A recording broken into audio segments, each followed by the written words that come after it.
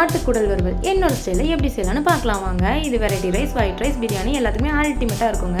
ஆட்டுக்குடலை கொஞ்சமாக சுடு தண்ணி, மஞ்சத்தூள் போட்டு சுத்தம் பண்ணி எடுத்து குக்கரில் சேர்த்து தேவையான அளவுக்கு தண்ணி, உப்பு, மஞ்சத்தூள் சேர்த்து 2லேருந்து 3 விசில் விட்டு எடுத்துக்கலாங்க. ஒரு கடாயில் எண்ணெய் சேர்த்து எண்ணெய் காஞ்சதும் பட்டை, கிராம்பு, சோம்பு, கருவேப்பிலை, ஒரு கைப்பிடிக்கு அதிகமான சின்ன வெங்காயத்தை சின்னதாக கட் பண்ணி நல்லா வதக்கி எடுத்துக்கலாங்க. இது கோல்டன் ப்ரௌன் கலர் வர்ற வரைக்கும் நல்லா வதக்கி எடுத்ததுக்கப்புறம் ஒரு கைப்பிடி பூண்டு, சின்ன சைஸ் இஞ்சியை நல்லா அரைச்ச விழுதை இது கூட சேர்த்து நல்லா பச்சை வாசனை போகிற அளவுக்கு நல்லா கலந்து எடுத்துக்கலாங்க. இதோடைய பச்சை வாசனை முழுமையாக போனதுக்கப்புறம் மட்டன் மசால், கறி மசால், மஞ்சள் தூள், மிளகுத்தூள் உங்கள் காரத்துக்கு எப்போ சேர்த்து நல்லா கலந்து வேக வச்சிருக்கிற மட்டன் குடலையும் இது கூட சேர்த்து நல்லா கலந்துக்கலாங்க. உப்பு பத்தலைன்னா இப்போ நீங்கள் சேர்த்துக்கலாம். இதோடைய தண்ணி முழுமையாக வற்றினதுக்கப்புறம் கொஞ்சமாக மிளகுத்தூள், கொத்தமல்லி தழை சேர்த்து இறக்குனீங்கன்னா மட்டன் குடல் வறுவல் ரெடி ஆயிடுச்சுங்க.